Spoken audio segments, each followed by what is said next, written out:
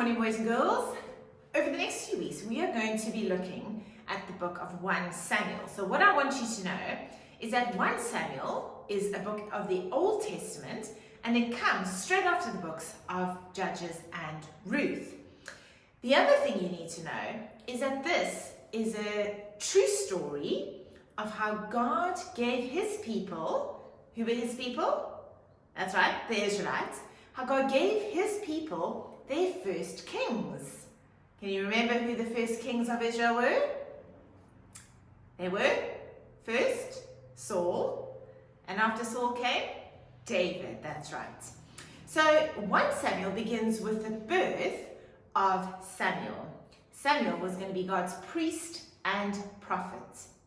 But really, this is a story of God, the King of Kings, who is all-powerful, unstoppable, and bigger than all.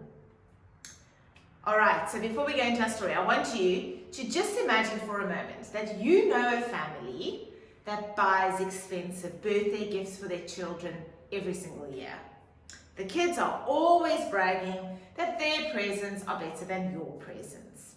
When you got a bike for your birthday, they said that their bikes were faster. When you got a Wiki Keeper glove, they showed you theirs, and it was signed by a professional cricket player, and they said yours was cheap. Well, boys and girls, you all know that during the time of the Judges, the people of Israel were not taking God's word seriously. We're actually told in the book of 1 Samuel that the word of the Lord was rare. People were not used to hearing God's word, and they most certainly were not obeying it. Now, like I said, we're going to be learning about a person by the name of Samuel. And he was a man. Remember I said just a few minutes ago that Samuel was God's prophet and priest. Well, a prophet and priest was someone whom God used to speak his words to his people.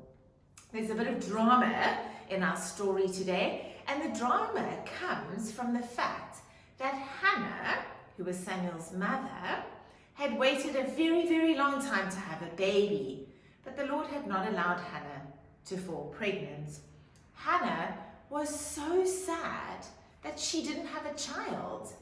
And you know what? There was something else that made it even sadder for her, even harder for her.